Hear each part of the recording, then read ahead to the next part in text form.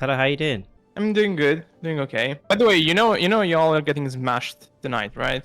And you're getting absolutely demolished by Spain. Do you even watch football? Can I take your opinion seriously? Yeah, I'm the one that is getting judged today. Okay, I'll be Neuvillette. You can be... Okay, yeah, take care, yeah. Okay, and obviously, before we get started, guys, I think it's obvious that it's just for fun. I don't think, unless you're like a YouTube, a very angry YouTube commenter, I don't think anyone in the Twitch chat or any of my community is gonna be taking this too seriously. It's just for fun. New players, if they just like search in YouTube, they just want a bit of help, a bit of guidance. This is one of those kind of videos. Not necessarily for new players, but I always get asked to make more content for free-to-play players in mind that don't have specific weapons in particular.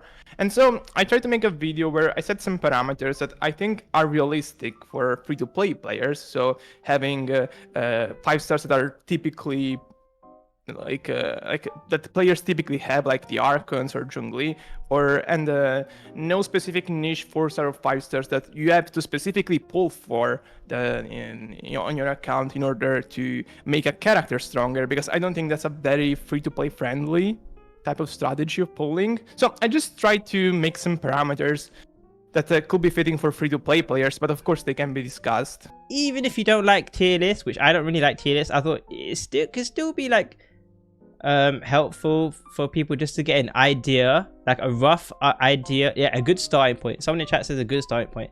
Definitely, although I want to make it clear that I didn't really make it with new players in mind. Okay, because, okay, so you didn't. Okay. I assume like that just the free-to-play player will have certain 5 stars still, because otherwise it would be too unrealistic and like just very specific and very specifically targeting an audience that isn't very big in my opinion. So like, if I assume as low as possible of an amount of 5 stars of an account, and no Furina, no Nahida, no Zhongli as supports, I think that would be a pretty unrealistic scenario for most players. No two accounts are the same, even like regards to pulling. No one's ever gonna have the same like RNG. You're always just gonna have to make some sort of baseline assumption. Yeah, at the end of the day, I just assume that most players would have certain 5 stars on their account, like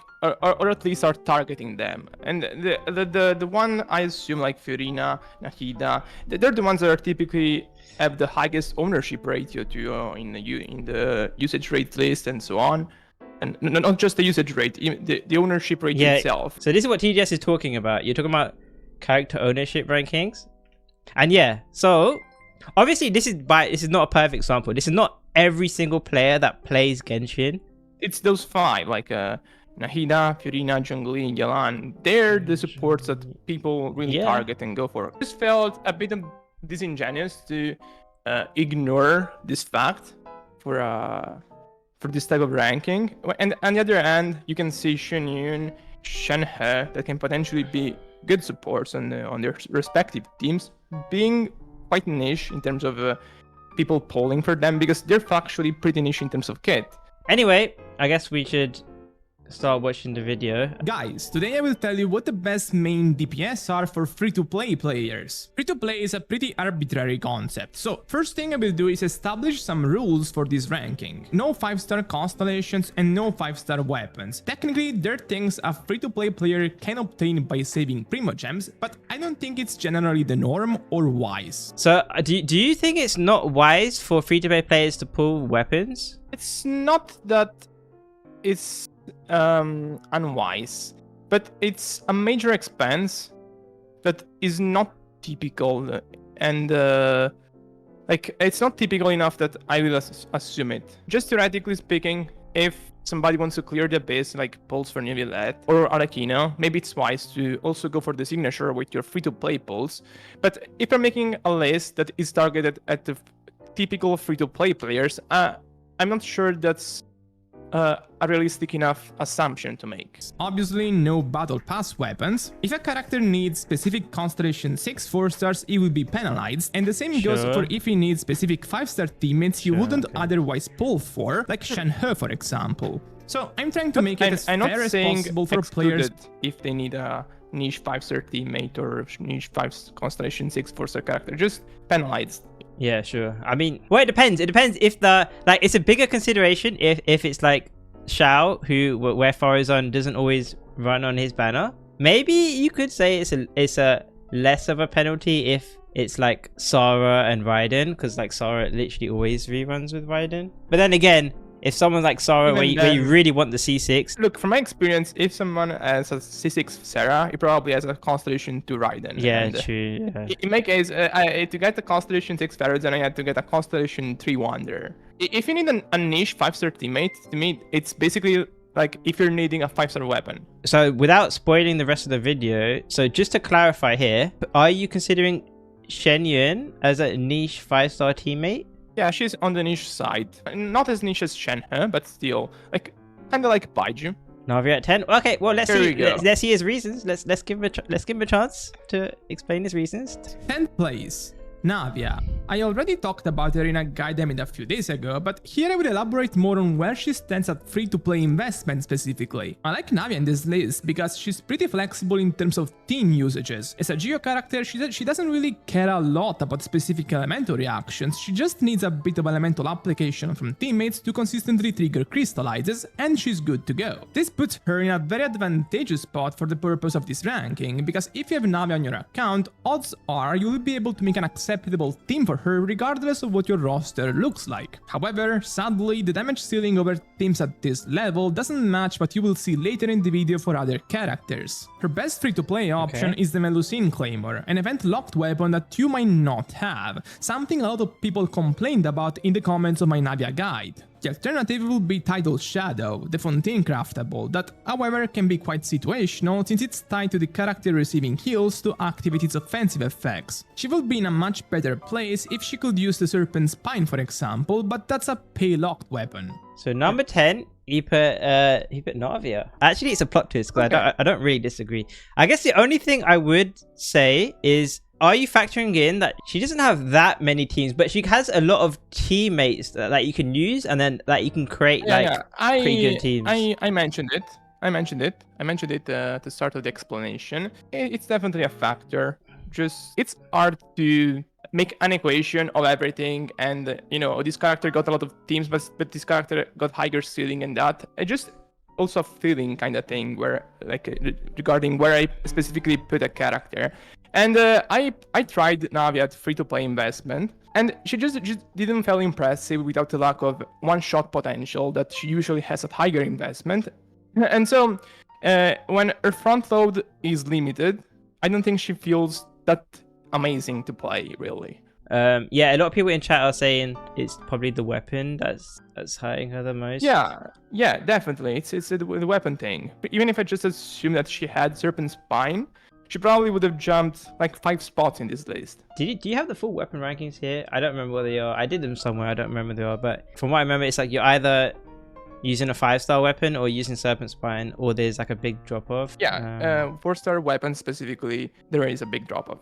Yeah, and she's like a hyper carry, so having a drop off with that kind of thing does hurt. So yeah, I get that. So, okay, honestly, the one thing I would say is that a lot of these teammates that she's using are the very universal teammates, which is a good thing because it means you have to level up less random characters, as you said. So stuff like Zhongli, Farina, Xiangling, Bennett, Yelan, like that's got to count for something. Yeah, she works with the meta supports, which is, I think, that's a good benefit. As a Geo character, she's very flexible for sure, because she's entitled to specific elemental reactions rather than crystallites, and crystallites is very trivial to execute. But it's just that was the pro, the positive, while the limited ceiling was the negative. So I kind of just put her there. Oh, okay, so that's what got her into top 10, but the limited ceiling is what didn't get her higher. Some people in chat are asking about Sac Claymore. What is your opinion on Sacrificial Greatsword? I liked the argument more when we thought she would have energy issues. I think compared to Sacrificial Claymore, it's still better to use Melusine or higher damage weapons, even a free-to-play investment, and because she doesn't really have energy issues to me.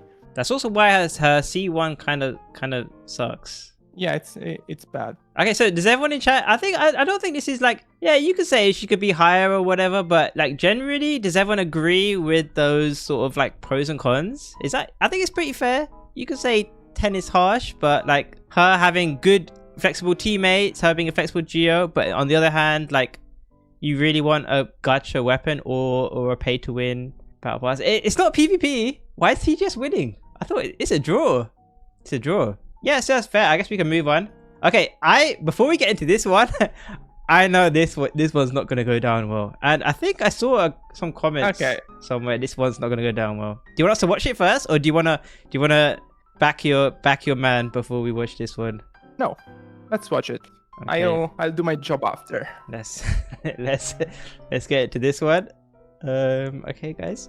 Plays Wriothesley. Wriothesley is a quite versatile cryo main carry that can fit quite well in several Freeze and Melt teams. As far as free-to-play options go, he has Flowing Purity, Ballad, and Witsit. The first two are pretty general options that provide him good buffs all around, while Witsit is good on Melt more than anything, since that's the only team where the elemental mastery it can provide becomes useful. Melt is also my favorite type of Wriothesley team, specifically Furina, Xianling, Bennett, and Wriothesley. It's a pretty nice team that performs greatly both in single target and in AoE content thanks to Xianling. Wait, how come your calc says Focalors?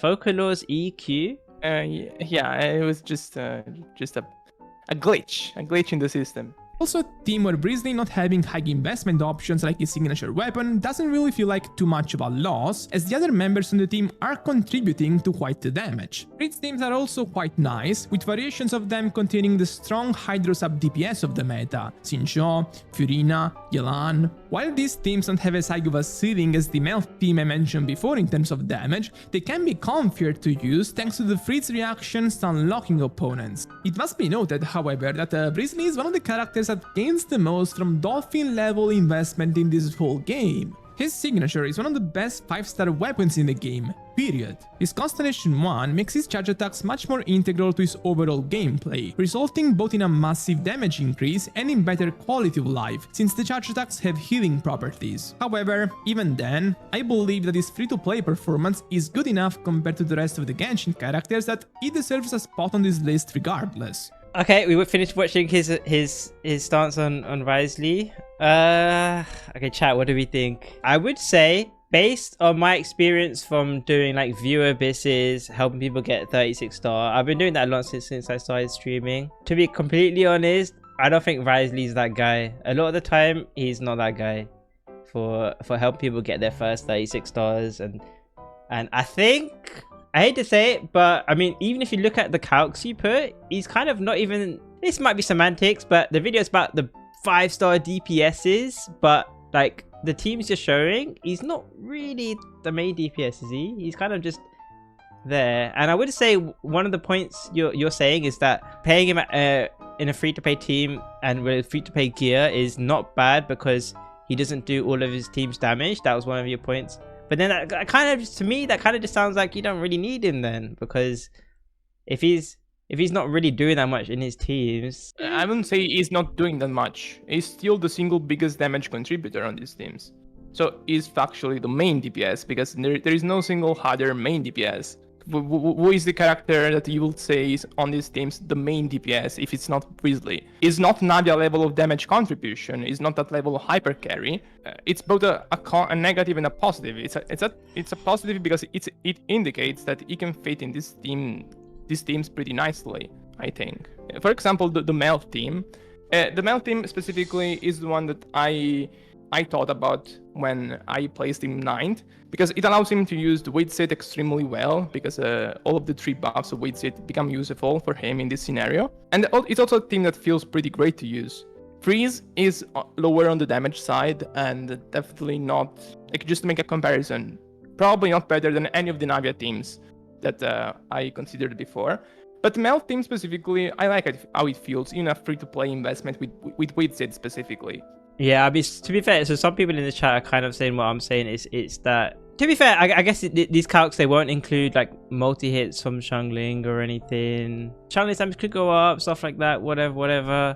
If you don't have Witsit R5, which I guess most free-to-play players probably won't have, but they might have like Furina's weapon, they might have the catch-all 5. His damage will also go down. I just think if a character's like doing like 40-50% of the team's damage, they're not really main DPS. But I guess it's semantics. But what is the main DPS then? It's I would say it's a shared damage. I don't know the wording for it. It's just there's no main DPS unless you have constellations on Wriothesley. There's no main DPS. It's a national team. Is it really a DPS in like a national type team? I don't think it's a national type team actually. I think the damage contribution of Wriothesley specifically on the Melt team is bigger than most of the national DPS. Like it's relative to Xiangling, it's bigger than Childe. It's bigger than Raiden, of course. So I don't think it's quite a national type of team. Yeah, sure, I guess so. Okay, yeah, I guess those are good points. It's just overall, I mean, you guys in the chat can let me know if you agree or disagree. But overall, like whenever we've done like viewer abysses and we've played like the free-to-play accounts, saying Wriothesley's up there as a pick for someone who's gonna get you 36 star, I don't think he's ever been. And this team is pretty good when we played this team with Furina, but when you replace Furina in this team, I have noticed a big drop off. Yeah, there is the male teams without Furina are pretty bad for now. I mean, like I said, I personally don't think he's like strong enough to really be that kind of like recommended free-to-play DPS. Do you guys believe he should be in this top 10 at all? Is anyone who thinks he shouldn't be in the top 10 at all? There's not that many 5-star main DPS. Maybe Navia should be higher.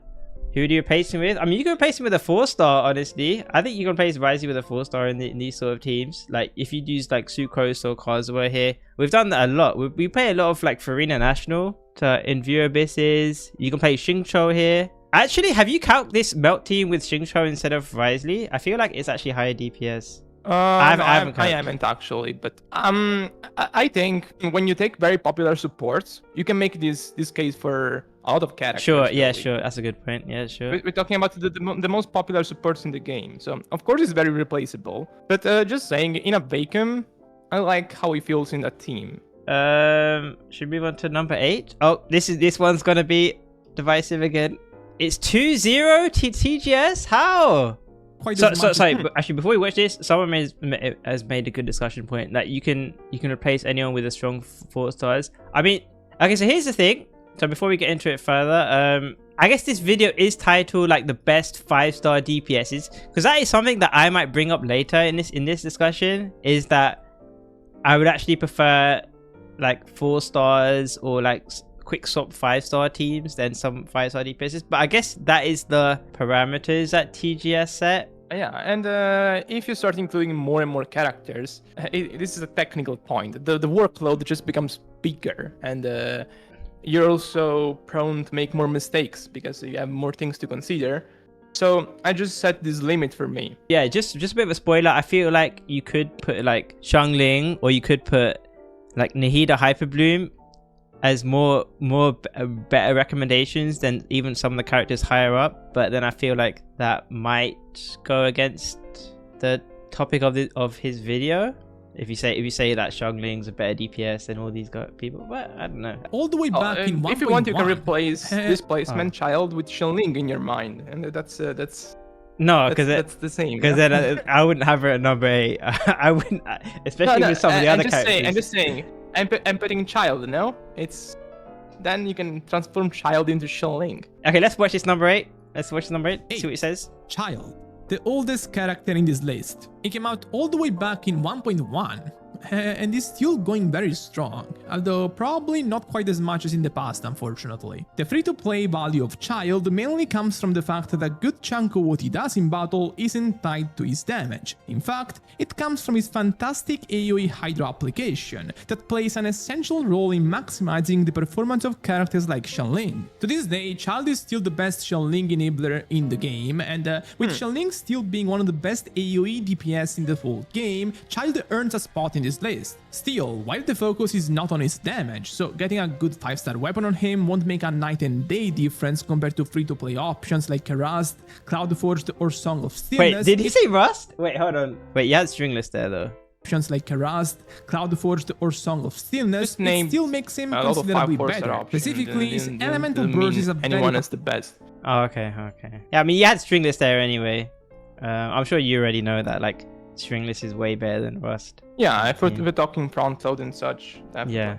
Okay. Powerful tool to initiate the rotation by wiping out an entire enemy wave, but to do so it needs to reach a specific damage threshold that typically only becomes reachable with 5-star weapons. Moreover, his Riptides can deal quite high amounts of damage in AoE scenarios, so in those situations not having a 5-star weapon can feel pretty bad. Regardless, his international teams are still great at free-to-play investment overall, and while they don't have the same single target performance as teams featuring carries ranked below, their dominance in AoE is hard to understate. As for other compositions for him, he hasn't exactly got much, unfortunately. I guess he can be used on Hyper Bloom, Burgeon, but his cooldowns make him a pretty tough pick in those situations compared to other carries, so they're just a very niche type of use for him, and ultimately this is what penalizes him in this list. I feel like this can go either way. I feel like some people in the chat, if they're focused on like optimization, they'd be disappointed, or they would argue that Childe would be a lot higher. I guess if you're focused on like the floor, in the comments, I got both. Oh, Childe shouldn't even be there, and Childe should be at least top 5. Yeah, you could go either way. It could go either way depending on the perspective. I see both perspectives, and obviously I play a lot of international when I do like the viewer abysses and the account reviews. It is one of my go-to teams if someone has Childe, Xiangling, Kazuha, Bennett. Usually if someone has that on their account, I will use that. Even if it's bad investment, that would still be one of the teams I would use. I would use that over Hu Tao any day if someone had both of those characters, just saying. But I would use it because I've played the game for a few years and I know how to. I'm not a professional international player or anything, a full-time international player, but I'm better than average. So if you haven't been playing for long, like someone like Xinliu in chat, was an international main and we got them their first 36-star, but they found it way harder to play than this one here. This is the video that we did, if anyone's interested. It requires a lot of practice, and if you haven't got the practice and if you are lacking some investment, it can fall off a lot. So I see both arguments, and I guess TGS is finding like the balance for that. Yeah, it's definitely a balance because if you play it perfectly, you can definitely get higher in the list. But there is a lot that can go wrong, especially if you're thinking, oh, now I have to do 3 or 4 rotations to clear a room. And it's the type of team that really makes you do mistakes the longer the fight is, because of how the rotations are structured. And but the thing with AoE teams is that I value them quite a lot for free-to-play players, because when the damage is lacking, it's very valuable if you can easily hit multiple opponents at the same time, because yeah, you can at least maximize those damage windows in a way that is effective to damage all the opponents in your range, which is something single target characters struggle more of course. And so I find that AoE type of teams generally just perform better at low investment, if that makes sense. No, I agree. From my experience, whenever I do like the viewer abysses and that kind of thing, I feel like AoE chambers are harder, like the more cope the situation is with your account and your teams, and it's much easier for an AoE team to do the single target content than it is for the single target team to do the AoE. I definitely agree with that. Mm-hmm. I want to tackle the thing is, he's not even doing the most damage on his team, but I still consider the fact that he's the best enabler for Xiangling to be a factor for his placement. Like, it's not the best damage output of characters in Genshin. It's not this list. It's the best main DPS, and that the application goes into the discussion to me. The only thing I would say, and I agree with some people in chat, I feel like if you were factoring in like a long-term investment, and like so getting gradually building up the characters you have as a free-to-play player, gradually understanding the game better, getting good, I feel like Childe has proven himself to be like one of the GOATs in regards to that. So I would actually, overall, I would argue that Childe is better than what you're saying, because even if you struggle in the beginning, he has been proven, and International has been proven to be a team that you could play forever, and then you could also play in like every content. And I think that is very valuable, like the longevity aspect of him. Even if you're not a speedrunner, I think he has some, or International in particular, has some insane longevity, which I think is very valuable for free-to-play players. It's a subjective point of view. Yeah, it's a subjective thing. Like it can be true for some or false for others, and it's totally fine. Like it's a totally fine thing to think. Because you can get another DPS and then they're here today, gone tomorrow. They're here today, like counted tomorrow.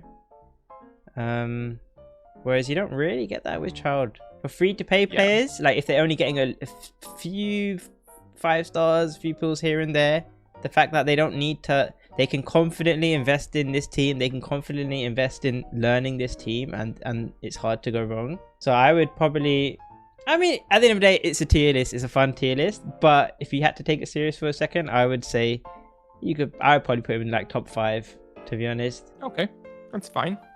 Consecrated Beast, Consecrated Beast messes up at a bunch of teams. TGS 3? How is this TGS 3? Yeah, they're saying you're winning. I feel like this is a shield. It's a TGS paid actor. Have you got any paid actors? I know you shouted out the stream earlier. Do you have any paid chatters in the stream? No. I came here totally unprepared. Number 7. Let's get into this. So let's watch his reasons for number 7. Is the best Electro DPS for Dendro teams. The fate is similar to characters like Yae or Kitsing here, but she's just better in terms of damage contribution overall. Her free-to-play weapons will be Finale of the Deep and Lion's Roar, both being usable on pretty much all the teams she can fit in. However, unlike the aforementioned Electros, Clorinde isn't just tied to Dendro teams. In fact, her damage profile is more flexible than theirs, as she's a more traditional main DPS in that sense, so she can fit better on Chevreuse teams, Electro Charge teams, and so on. Still, it's undeniable that their bread and butter are her Dendro teams, mostly because her best ally, Fischl, is magnified the best here. However, in the past few weeks, she received a lot of criticism, understandably so I would say, because she does have flaws like a lack of interruption resistance or relatively low fuel time for a main DPS, but I feel like the more you play her and become accustomed to her playstyle, the less you start to notice these issues, and once you can get past them, she does have pretty stellar Quicken and Quick Bloom teams that allow her to breeze through obstacles. Just like Wriothesley, she gets very big damage increases from her signature weapon and constellations, but once again, I don't mind it as long as the free-to-play performance is good, and clearly that's the case here. Okay, so Clorinde, so another one of my mains. So here's the thing, do I agree or do I disagree? First of all, do you think that her Dendro teams are better than Overload teams? Are they not? Well, I think they are. But and personally, I would say Overload teams with Chevreuse are like a side grade at worst, and if you're like a super tryhard player, they're probably actually her strongest teams. What is the team specifically? What is the team specifically? The Overload team of Chevreuse that you're it's either it's if you don't have constellations, then you'll be doing like Chevreuse, Sarah, Xiangling. Once you have like C1, C2, Clorinde, then you can replace Xiangling with Bennett. So it's basically the exact same teams as Raiden Overload. She's very similar to Raiden Overload overall. But I guess it's a one rotate type of team, right? Because otherwise, if you have to make multiple rotations on the same enemy, the fact that Xiangling has pretty long cooldowns might contrast with the low field time Clorinde has. No. If anything, it's the other way around, because the more rotations you have to do with like, no, say for example, okay, the longer a floor is with the Dendro teams, you're more likely to like run into issues where you haven't reapplied Nahida's mark, you haven't like VV'd with Kazuha, and then you run into like a lot of scuff with the Dendro teams, and then maybe you have to switch off Clorinde early, or you have to attack without the buffs. Whereas with the Overload team, you can always just brute force because all the buffs and debuffs apply from off field. So I guess Chevreuse has that going for her. Yeah, and but, I think I don't think this is as much as an issue with Thundering Fury specifically, which I'm mostly considering a free-to-play investment, because I think unless Clorinde has enough damage to just one rotate an opponent or a wave or a boss, like the Bond of Life set isn't straight up better than Thundering Fury, and Thundering Fury has the comfort argument for going for it. And with Thundering Fury, the fact that you might kill an opponent too early becomes less of an issue because the cooldowns are shorter.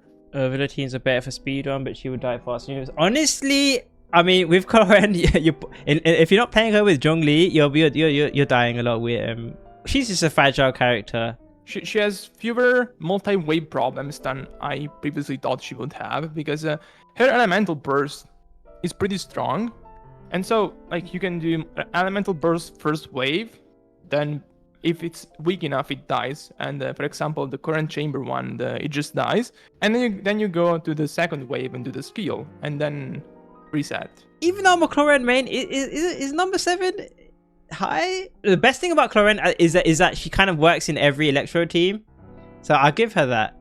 The fact that she's really good in Aggravate, she's really good in Overload. Maybe it's the other teams that I find kind of copium, but you could play those other teams as well. She's like the one you can get this one Electro DPS. I mean, I've always been overall, I've always seen like a lot of Quicken teams as not free-to-play friendly. We use a lot of Quicken teams in like View Abysses, like Yaimiko, Clorinde, whoever, Kuching. I do use them a lot, but I've always seen them as teams where, like, if they didn't have C6 Fischl, if they didn't have like Nahida or the Nahida alternative, if they didn't have Kazuha especially, and also a lot of these teams don't have any healing or shielding or anything. They're very skill dependent. And then on the other hand, a lot of Overload teams, they need Chevreuse, and like nobody has Chevreuse, let alone Chevreuse with Constellation. So I don't know if I would even say she's that free to play overall. The Dendro teams are pretty free to play friendly, like that's and they're still good. I think she's the best Electro carry for these teams. I mean, but and she's a good carry overall. Well, what do you mean by free to play friendly? Because I'm also considering, like, is a new free to play player able to play without healers or shielders? Do they have C6 Fischl? Because without C6 Fischl, she has a big drop off. Do they have Kazuha as well?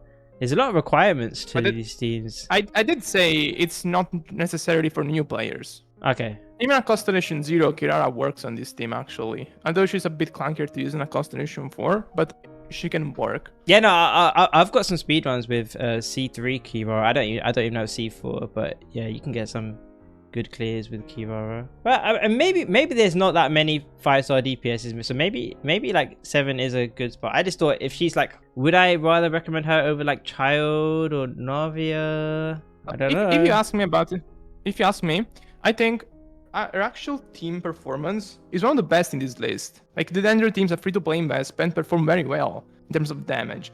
And I think if you look at the team damage alone, you could even make an argument that she should be higher, because it's generally pretty high compared to the ones we've seen before. But I just put her there because of her own contribution to the team damage. Someone's asking, what free-to-pay skill level do we have here? I don't know, but then again, what is pay-to-win skill? She's not. I mean, she's flexible. I just probably wouldn't think of her as one of the top free-to-play DPS recommendations, even as a main.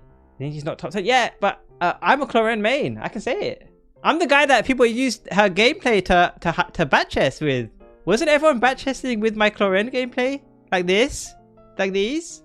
Well, we can move on to number 6. I think we already got some spoilers here. Now, this one might be divisive.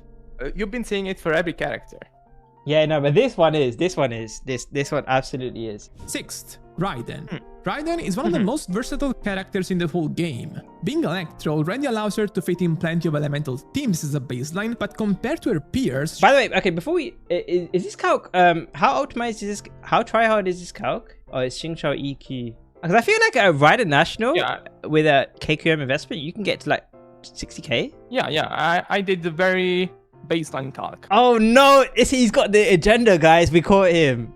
He's making Raiden look not as good. It's just what I go for generally. I don't make super sweaty calcs, because with a lot of my calcs you could like change different little things to optimize the rotation that makes sense to very sweaty players, but maybe not to the general players. She accentuates this aspect by being a mix between a carry and a support. Her energy-related effects and burst damage bonuses for the whole team are well known at this point, and they single-handedly make her a carry that can be at least useful for a variety of teams that might be unmatched in this full ranking quantity-wise. Double Hydro teams with 2 of Yelan, Xingqiu and Furina, national teams with Xiaoling, Yai teams, and even teams where Raiden is a bigger damage contributor like Sarah teams, Chevreuse teams. Of course, she also fits well on Quicken teams, Quick Bloom teams, and honestly, I could name many more uses because of the way her team-related energy effects can make about any composition much easier and comfier to play. Her own damage isn't the focus on a good chunk of these teams, but when it is, she's got a fantastic free-to-play option in the catch that can almost evenly compete with Engulfing Lightning in situations where Raiden is getting many attack buffs, which is something that very frequently takes place in the teams where her damage is relevant due to the presence of characters like Bennett or Sarah. In terms of damage ceiling, none of her teams are extremely impressive, Raiden double hydro, let's go! Her flexibility as well as her ease of use thanks to her full interruption resistance among other things make her a great option for any free-to-play player still. Then, if you want to go even further, she can even be considered the main DPS on full Hyperbloom teams, where she's built with elemental mastery and just plays off-field with her elemental skill. Just her and Cookie can consistently do this in the Electro niche off-field, so it's another thing that plays to her benefits. Okay, I'm gonna start off. I'm gonna be honest. I don't know what people think about Raiden in 2 minutes, but I'm gonna say for myself, I think she should be a lot higher. The reasons why, a lot higher, yeah, a lot higher, because especially once you see the character in number 5. But I do a lot of viewer abysses on stream, and the thing is, Raiden is, if you have constellations or not, she is like the easiest, most consistent Bennett team character on fielder. Almost all the time, if someone has Raiden, and if they have Bennett, if they have the Chevreuse Overload team, or if they have another team, whatever, she has so many different teams. But especially like the Chevreuse Overload teams or Raiden National, for newer accounts, free-to-play players trying to get their first 36 star, I almost always pick Raiden if they have that available, and she almost is never the problem. Her side is always like almost completely free, and I think if people in the chat disagree, then you're wrong. I'm joking. But if you disagree in the chat, I think you haven't seen enough of the viewer abysses, because yeah, even if she's not even if we're not speed running, like, she is very solid at getting them the 36 star with a bunch of different teams, and she has permanently interrupt resistance, so, and she's getting healed by Bennett, or maybe like she's getting healed by Jean or whoever, or Chevreuse. But she doesn't die. She's fully batterying the team. A lot of people underestimate the battery aspect, especially because a lot of accounts are up here, right? They've got energy situations all over the place. They haven't got refined fabs all over the place, whatever. But you can always count on your Raiden to rotate her burst every 20 seconds and for the team to be fine. For not perfect accounts, like the type of audience this might be about, Raiden is super consistent at that. She might not always be the main DPS. That could be the argument you might not make. She might not always be the main DPS, but yeah, she's one of my most common picks for getting someone 36 star. Here's the thing: if you actually look it up, most of the teams in the game have enough DPS, theoretically speaking, to like beat the abyss. And then it comes down to how consistent the character is. And in terms of quality of life, Raiden is the character that is probably one of the most, if not the most consistent in the game. Yeah. And she also has enough team DPS to, of course, beat the abyss. And with her, it's always very consistent. And so I feel like she has the most, maybe the best, most comfy double hydro teams at the moment. So the case for her becomes very easy, even though she's not technically dealing the most of the team damage. The utility she brings to the table makes up for it. Yeah, absolutely. How is Clorinde lower than Raiden? I would put Clorinde lower than Raiden. Raiden is insane. Raiden is like such a consistent character for... She's not going to be number 1 or anything, or maybe even number 2. I'm telling you guys, I don't want to make it unrelatable or anything, but if you played like 100 different accounts, Raiden is insanely consistent, and she's easy to play. Like, if you were to give a Raiden like overload team to a random like scrub or whatever, or a casual player, and they just have to just press normal attack, use a burst, press normal attack, it generates energy for the team, and they're not going to get staggered, they're not going to die. She is very good. But then I guess I'm coming from the perspective that number 6 is low. But do you, TGS, would you say that number 6 is low? No, because I put her there just yesterday. I can see your argument, but if you ask me where you would put her, 6, because I just put her there yesterday. So like, okay, without getting into spoilers, you would genuinely recommend someone to pull the number 5 character before the number 6? Can we get that in writing? Yeah, it can be an argument. You can make the argument, I think. Okay, chat, what do we think? Is 6 good for Raiden? Should we move on to number 5? Yeah, I think there's a lot of Raiden glazing. There's a lot of Raiden. I agree with it. Raiden is amazing because of how many roles she can fill, and she can be the best in that role. Best high plume pop, best over battery. Okay, you don't have to say she's the best in all those things, but yeah, it's just that she's so consistent. She's harder to balance that way. It's not really like the fact that Raiden generates energy for your characters. Like, she balances the stats for your other 3 characters. 5.5 for controversy's sake. I mean, I would place Raiden probably in the top 5, maybe even top 4. But we'll get to the rest of the characters. And again, I'm a Hu Tao main as well. A lot of people in the chat are Hu Tao mains, but I think this number 5 is very debatable one so far in the list. I'm sure TGS will have his points. Let's watch this number 5. 5th, Hu Tao. Hu Tao is a character that back in the day was pretty good at free-to-play investment, but just fantastic at pay-to-win investment, and now I feel like the gap between the 2 investment levels is getting smaller. The reason is that she has now many teams with strong sub DPS that can share damage responsibilities with her, so there is less emphasis on Hu Tao specifically having incredible weapon options like Staff of Homa or executing perfect charge attack combos, which becomes much easier with her Constellation 1. In terms of free-to-play weapons, she has Dragon's Bane, and while it can't quite stand up to Homa, it does the job sufficiently well on all of her teams. Double Hydra teams are now the norm with Hu Tao for free-to-play players. 2 between Xinzhou, Yelan and Fiorina are usually in her teams, and the sheer damage these character combinations can C0 Hu Tao Omega Low. The degree of difficulty of these compositions. In terms of single target ceiling, Hu Tao pretty much stands at the very top of this ranking, and if you want to magnify this aspect of hers more, you can try using the hyper teams with Yelan, Kazu and Bennett. Harder to use for sure, but worth the effort in the right context. She now also has plunge teams with Xianyu, which to me are the easiest teams to play because they're simpler in terms of combo execution and also stronger in terms of AoE damage thanks to the plunges range. However, I consider Xianyu less of a general use 5-star. Cryo Aura Hu Tao. Let's go. Firina and Kazuha, so I'm not giving this particular team much value for the purpose of this list. First of all, I would say like these plunge teams are like 4 5-star teams.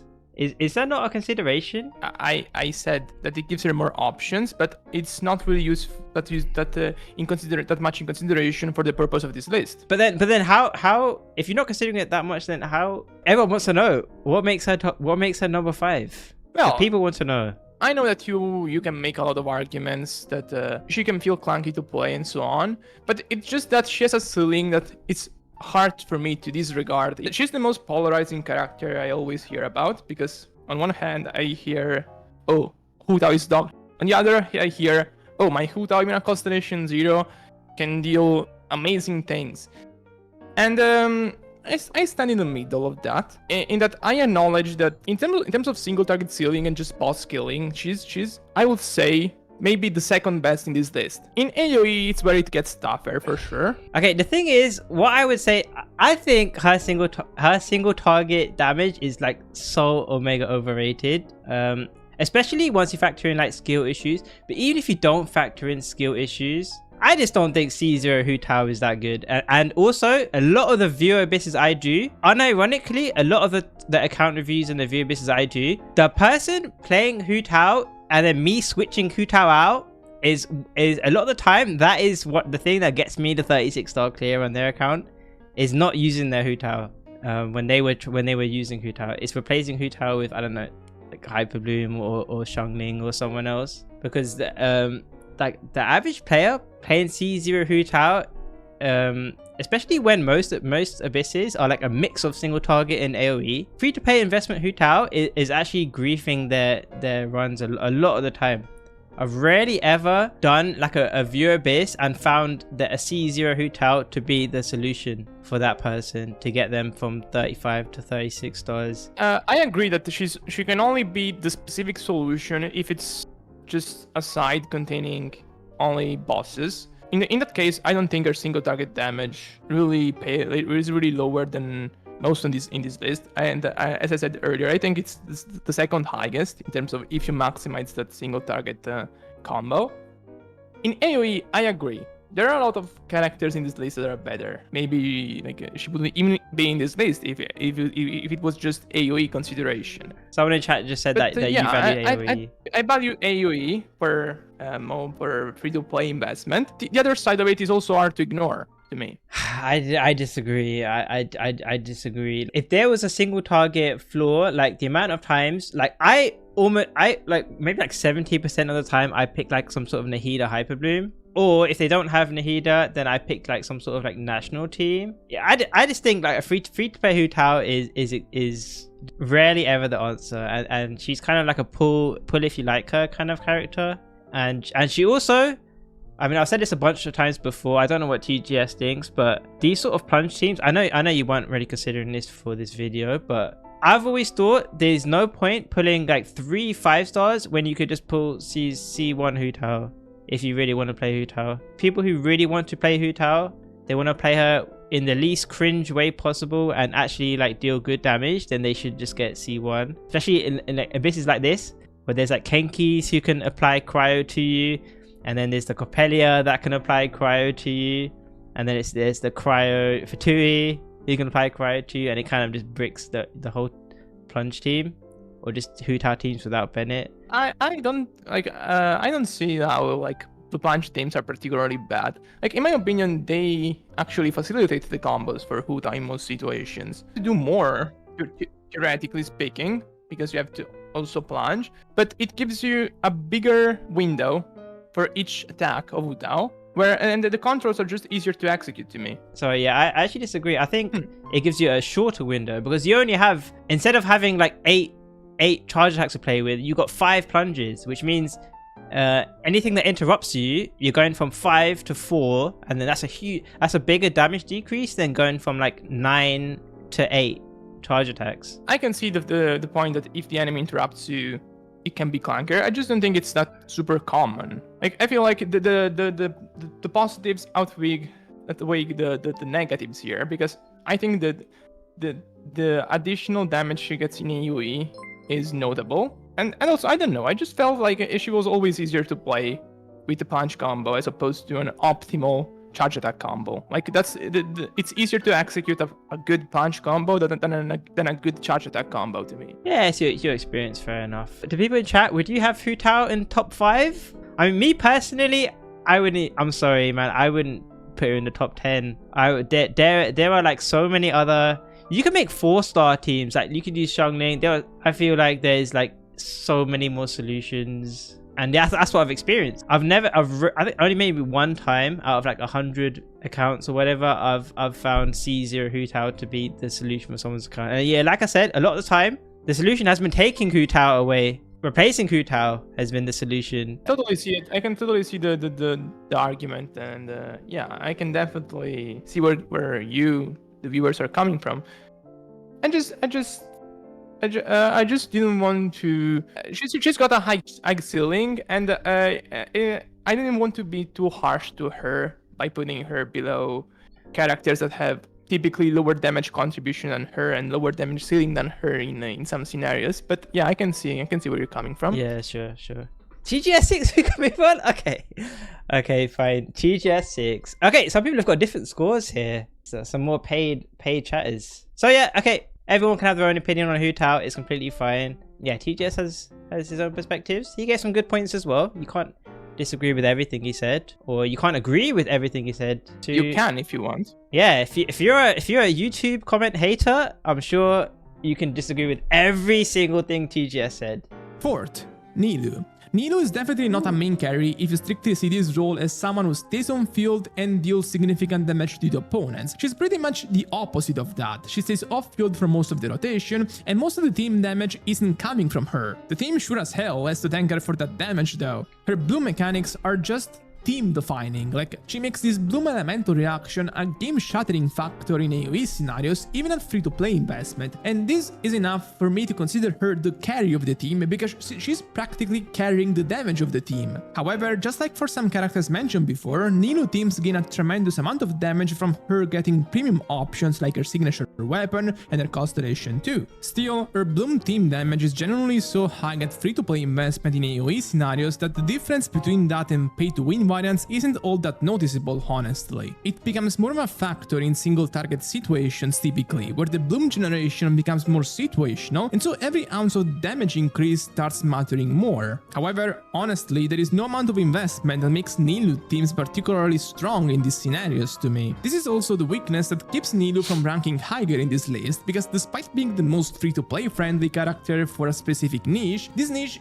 only covers a part of the game, and so she can rank higher to me. Okay, so here Nilou in number 4. Okay, without jumping ahead, I'm going to be honest, and I guess this is where the scope of your video comes in, because this is about the best 5-star DPSs, right? That's what your video is. I feel like if that wasn't like the exact assumptions for your video, I'm trying to say that Nahida is actually the GOAT. Just spoilers, a lot of you, like your number 4 and your number 2 could actually be Nahida.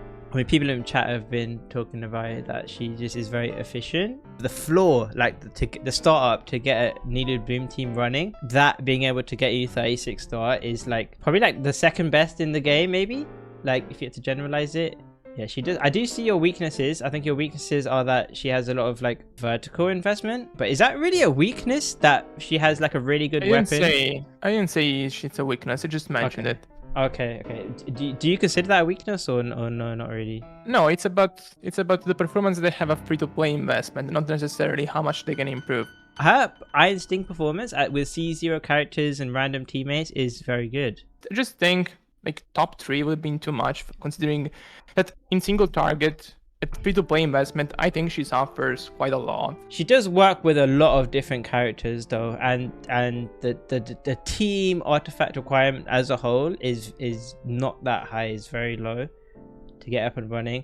I guess the question is like, does her like single target, like for low budget, does that outweigh like all of her like flexibility, how she hard carries an entire team and a bunch of flexible teammates? It doesn't, and that's why she's 4th. Okay, that's fair enough. Does anyone think she should be higher or lower? But honestly, I would put her either 2nd or 3rd. Again, going off of like viewer base stuff. I wouldn't put her 1st. Like so many accounts, like if they had Nilou, it was just that was an automatic pick to get them the 36 star.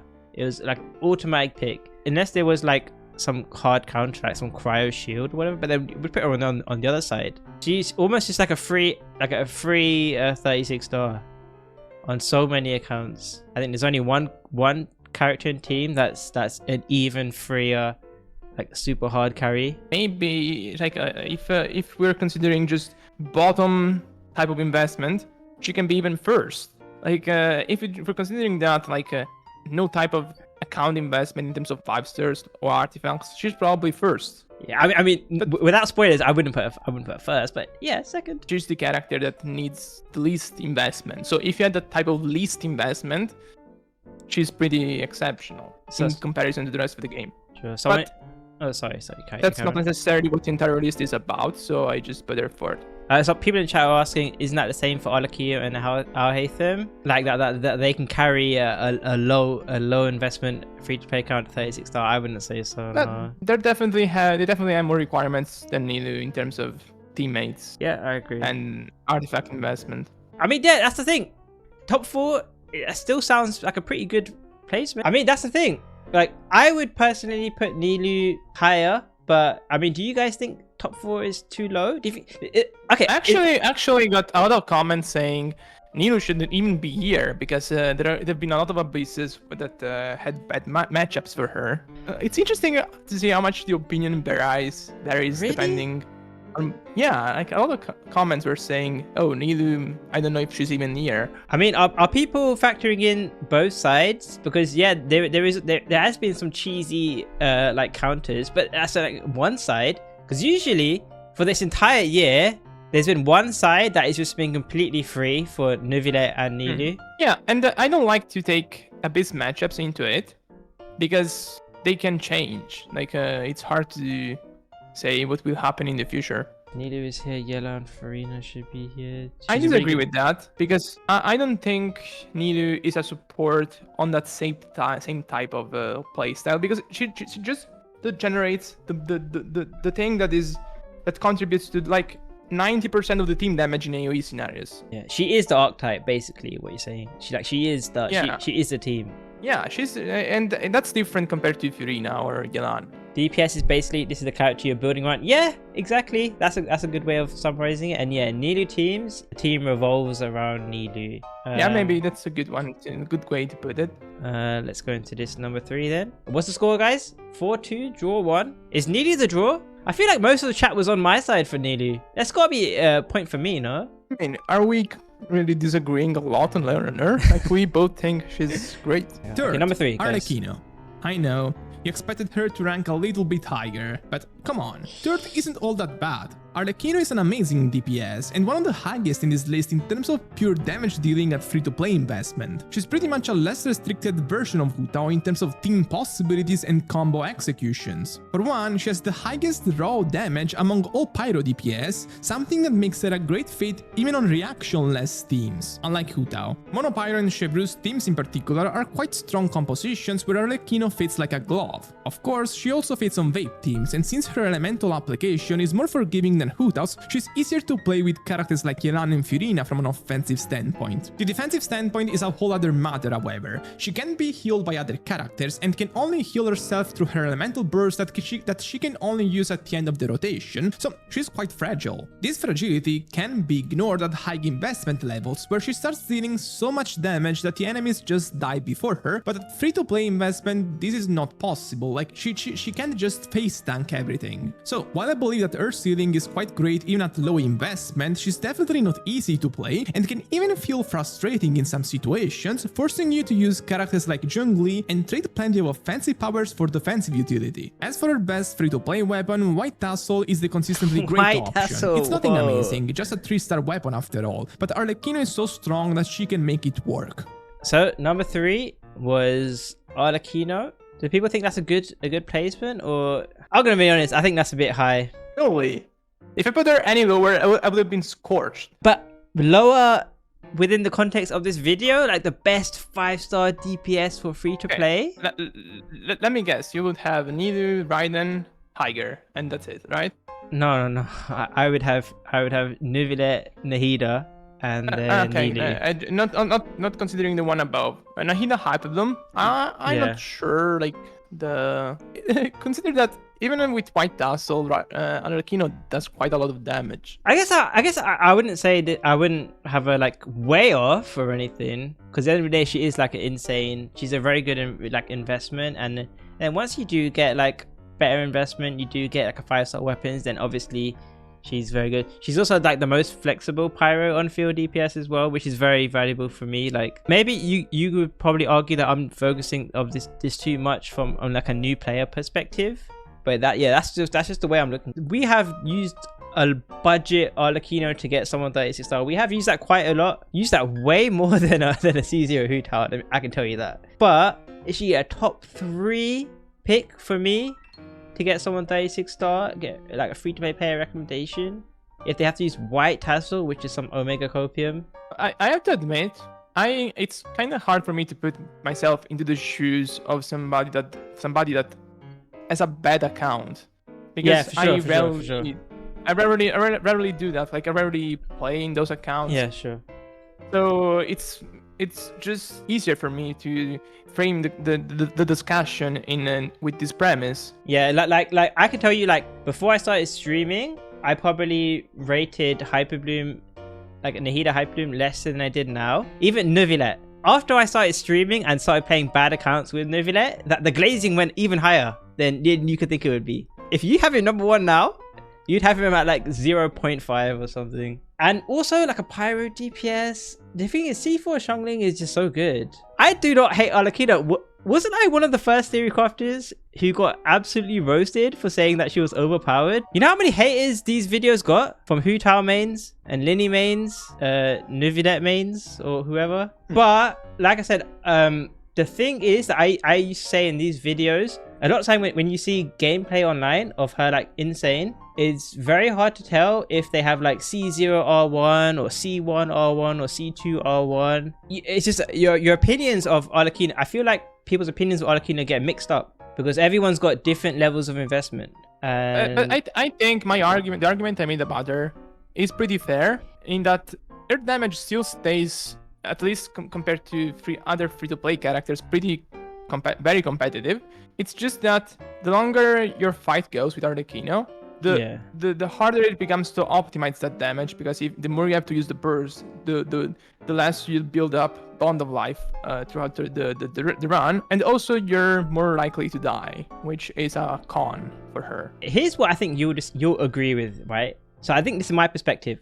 I would put her the second best on-field DPS, which is or whatever. So I would agree with you for on-field, a traditional like on-field DPS, like how high you value her. But I guess what we'll come to later is that for me, there are like just team cores and like quick swap characters who I would recommend above her instead. Okay, so what is chat saying? Arlecchino top 3 free-to-play best 5-star DPS. Do we agree or disagree? Who won? Who won the debate here? Yeah, no, she is monumental damage. She is a very good 5-star DPS, but it's just that I see certain team cores as just better than prioritizing a pyro on field DPS. Even if she's the best 5-star pyro DPS, which she is, and she's the most flexible as well. I just see other things like Nilou Bloom or just having a Hyper Bloom Nahida team. The thing is with Nahida, like we already made this argument for Childe, like characters that have low damage contribution themselves but provide utility. But the thing with Nahida is that she just provides utility and that's it. The damage is mostly coming from Cookie or Raiden or whatever your Hyper Bloom trigger is. It's harder to make the argument of a main DPS when there is a second character, the second side of it, that is dealing all the damage. And it's different to Nilou, because Nilou is the Bloom to me. Okay, so here's what I would say. I would say from my again, I can only use my experience from like playing other people's accounts. Nahida actually is the carry for Hyper Bloom. I actually debated this with Jeff. I think it was in another video. But if an account had Nahida, it was an insanely high chance I would actually just pick and I would play her, and then I would play like the Hyper Bloom team, whatever. But if they didn't have Nahida, I would almost never pick Hyper Bloom, because the scuffed Hyper Bloom teams were almost never the solution for someone's account. They usually had like 2 other carries, and then we could just play that. The difference between Nahida, this Hyper Bloom, and regular Hyper Bloom, yeah, exactly. I think everyone knows who is number 2. Second, Alhaitham. Alhaitham is a great carry for sure, but I want to make it clear from the start that it's not his kit that by itself makes him better than characters like Arlecchino in this list. There are 2 other reasons actually. Hyper Bloom are free-to-play friendly in general, thanks to how easy it is for free-to-play players to reach the elemental reaction damage ceiling through elemental mastery investment. Second, he has a 3-star weapon option that competes with premium 4-star and 5-star options. Sorry, just to pause. Someone asked, would you pick Nilou without Hinette? Yeah, we have done. Yeah, a lot of the time, for someone needing help getting 36 star, as long as they had a decent Nilou team, which was quite often, that was one of the teams we used. Reach the elemental reaction damage ceiling through elemental mastery investment. Second, he has a 3-star weapon option that competes with premium 4-star and 5-star options, and that is the Harbinger of Dawn. Harbinger of Dawn is a weapon with great crit based effects, but it also has serious weaknesses. First, low base attack, and second, it requires your character to be above 90% HP to take advantage of the effects. Shinobi? Yeah, I think that would be my argument, would be that Nahida Shinobu would be number 2. To take advantage of the effects. The first is never an issue for Alhaitham, as a big chunk of his killing and damage comes from elemental mastery. The second can technically be a problem for a main DPS like him, but it realistically rarely is, because it is constantly teamed up with either Zhongli or healers like Cookie, Baiju or Yao Yao. As a result, Alhaitham has all the tools to succeed even at free-to-play investment, and it does so in plenty of teams. His strongest ones are the quick bloom compositions, specifically the ones with Furina, but the variants with Yelan and Sinjo are also really powerful and foolproof. Alhaitham's quicken teams are also pretty great, as he's a character that deals quite the damage and feels incredibly smooth to use thanks to how flexible his rotations are. Okay, so here's the thing. So I'll start this off by saying you probably could put Alhaitham in the top 10. You probably could. Top 10. What you could put him in this list. You could probably make fine arguments for that. I would just say my overall thing.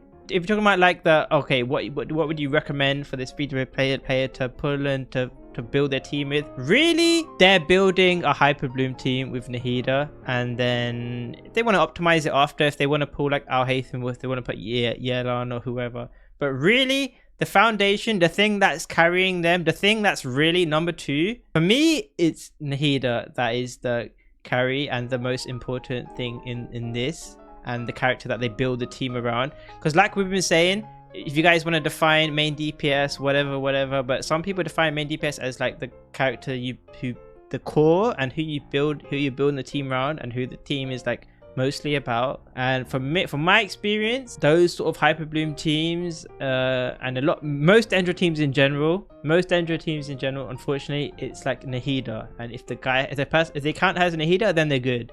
If they don't have Nahida, then you have to deal with some super scarf. Yeah, Nahida Hyperbloom can work with like any Hydras. I've cleared people's accounts with Yelan, Xingqiu, Kokomi, Ayato, different Electros, but the constant is Nahida. And that's where I think Nahida should be the number 2 and not Alhaitham. If you're talking like the lowest minimum amount of investment, Nahida probably makes a better team. But if you're talking the scenario I'm highlighting in this video, so teams that have like full teams at very least, some artifact investment, I think Alhaitham has good teams that are at least on the same level, and I think actually the Furina variant, the Cookie, Furina, Nahida, Alhaitham, is better than the Nahida double Hydro Cookie as a team. It's got a weapon, free-to-play weapon, that relative to 5-star options or like good 4-star options for every other character, is the best weapon in this list, Harbinger of Dawn, in terms of the damage it can achieve. It can be scuffed in some situations, but personally, I never felt like the uptime of the weapon was low, like with the 90% HP threshold thing. And so, if I mix the thing that he's got great teams and a very good weapon for this specific ranking, that's why I put him second. And of course, even excluding the Hyperbloom teams, he's got the Quicken teams that to me are pretty good and highlight his damage properties more. And that's something Nahida can't do. So I actually don't disagree with you. I actually do think that Alhaitham Hyperbloom teams are just overall stronger than replacing him. It might not be a huge difference, but I do think he's better. The team is the Hyperbloom team. Like, if I had to recommend them to pull the 5-star DPS for free to play, it's Nahida. It's not Alhaitham, it's Nahida they're pulling. Yeah, even if it's upgrade, like for example, like number 4, like if you say like Nilou Bloom, there are optimal Nilou Bloom teams, but you're playing a Nilou Bloom. Nilou is the first 5-star you're picking. Nilou is like the core of the team, and it's the same sort of thing for me with Alhaitham. Like, Alhaitham is kind of like a weapon for Hyperbloom. It's like an upgrade, but their team at a baseline is Nahida. So all these accounts I use, if they have Nahida and they have like Shinobu, and if they have any sort of Hydras, we almost always play Hyperbloom. I don't think Alhaitham is a significant part of that. He might be an upgrade, but I don't think he's a significant part of that. I think the main thing is, do they have Nahida, and then do they have the Electro and the Hydro? That's my perspective. And look, this is not a full value list. This is the 10 characters that I think perform the best at the free-to-play investment I specified for main DPS. So that's one thing. Sure. Second thing is that, if you're just talking Hyperbloom, Nahida definitely has higher pull value than Alhaitham. Like if you just want to build the Hyperbloom team, like you go for Nahida, not for Alhaitham.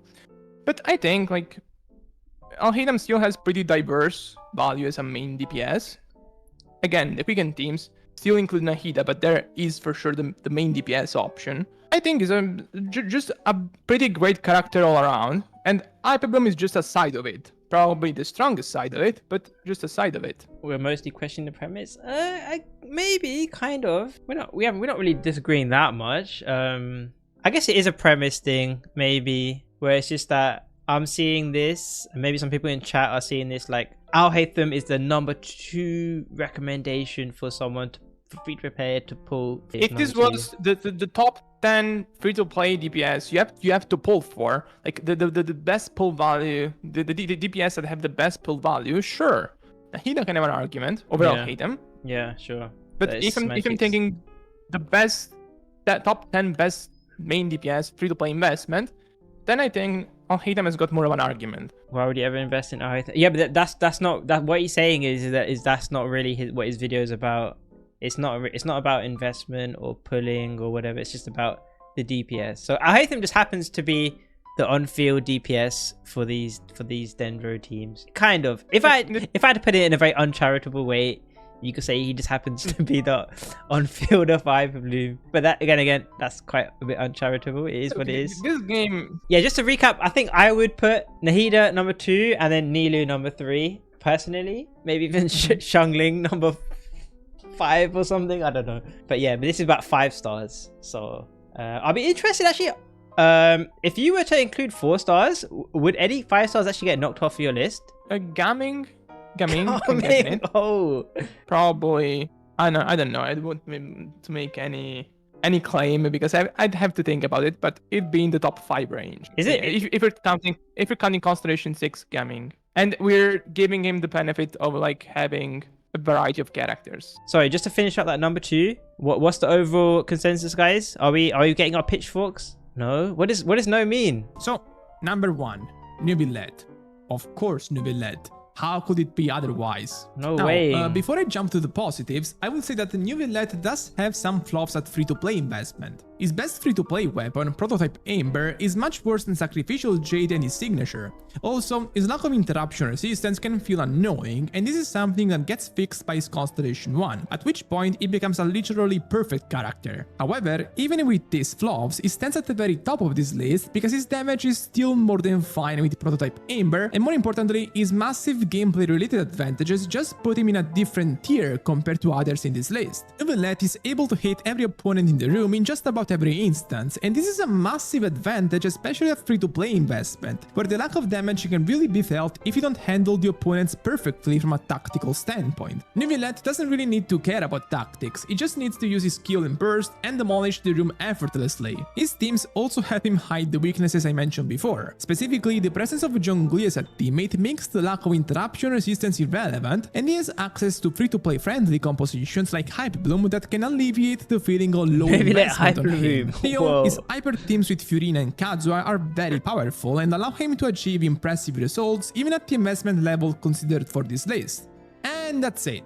It wasn't easy making this ranking, I'm sure I will receive a lot of complaints from people that claim, oh, I can use this character with a 3-star weapon and destroy the base, it should be higher. But look, these are just my thoughts, my subjective thoughts on each character I talked about, and it's just my list. Let's stay friends. So, if you enjoyed this video, make sure to subscribe and also go check the Navia guide I made a few days ago. A lot of people did say Neuvillette's teams use a lot of 5 stars, but what I would say is the amount of times we've done a viewer abyss and an account review, and they have basically completely trash teams, maybe we have sucrose and then random teammates. Neuvillette is the team. This is a low bar, so we're not talking about speedrunning, we're talking about just clearing the abyss, just getting 36 star. You can do that with complete trash teammates.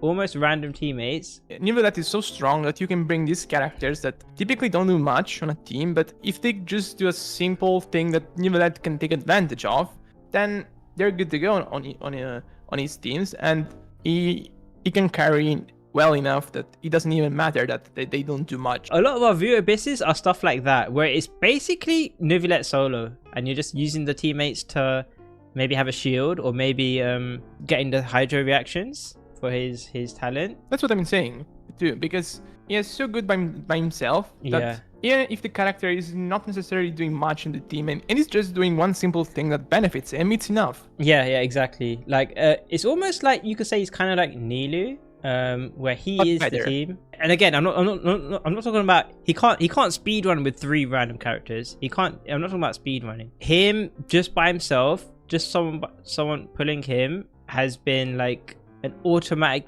pick for them on one side like, this entire year. The only thing people do say is that he's not always the fastest clear for speed running, but I think that's such a minor point that goes that it's not relevant. It's usually the counter used by people that are too annoyed from players glazing him. Okay, yeah, sure. And so they go, you know, he's not that perfect. And it's a fair argument in a way, because he's not just head and shoulders above everybody in the game in every situation. Yeah. Especially now that Arlecchino is out. And but it's just such a cheat code from a gameplay standpoint that it's hard to argue that he isn't the best carry in the game for sure in 95% of the situation. Yeah. Like overall. Someone said something. Someone said if you're free to play Neuvillette and Alhaitham, you're good to go. Genuinely, like maybe 40% of my viewer-based clears have had like Neuvillette on one side and Alhaitham on the other side. At least the last like 2 or 3 patches. At least that. That's why I had the number 1 and number 2. That's what my argument is because like Neuvillette, there's so many teammates you could use him with and it'll be enough to clear. And then Alhaitham, there's like you could have like so many different electros or hydros and it's good for 36 star. And yeah, I guess just to wrap this up, should we circle back any final like disagreements or even agreements? There's anyone who agreed with everything TGS said? There's quite a few comments about Navia. There's 3 in a row, 3 people in a row talking about Navia. Yeah, honestly, I mean, you guys will have no argument from me. I mean, I've said it before. I mean, it's not about this video, it's a different topic, but I've said that Navia is one of the strongest DPSs in the game at the moment.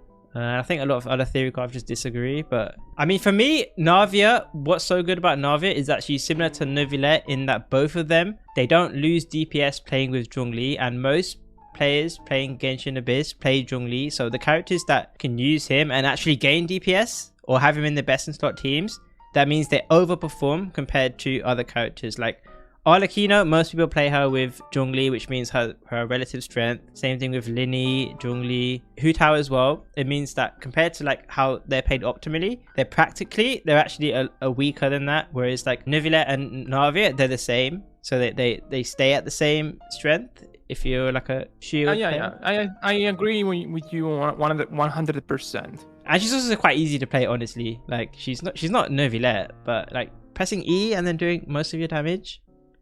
And you have crystallized shields and stuff. I just find that she struggles when she's facing a lot of opponents if you don't play her well. Have you tried aiming? Have you tried any aimers? No.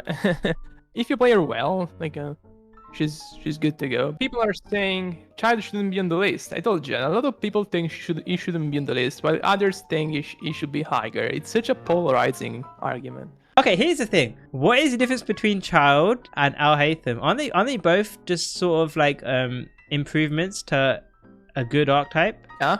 It's just that he's more restricted in terms of overall use as compared to Alhaitham. And Alhaitham's team is also much easier to play with a ceiling that isn't really lower, in my opinion. Oh yeah, that's fair enough. Yeah, this was TGS's trial. I mean, did TGS is he guilty of a bad video or not? What is the oratrice saying? Okay, should we do a poll? Then? Okay, we'll give it 2 minutes. Yeah, it's either you think he's guilty or you think he's not guilty for a good takes or bad takes. It's more of an agree or disagree thing because it's just a tier list. But for fun, we can say guilty. It's fine. At the end of the day, I don't care like if people have different opinions because it's natural to have different opinions about this type of things. Other people's lists or beliefs are just as valuable as mine, and it's nice to have conversations like this. I mean, so far it looks like you're not guilty so far. Here's a link to his video and his channel if you guys want to subscribe. And yeah, maybe we'll get TGS back on in the future.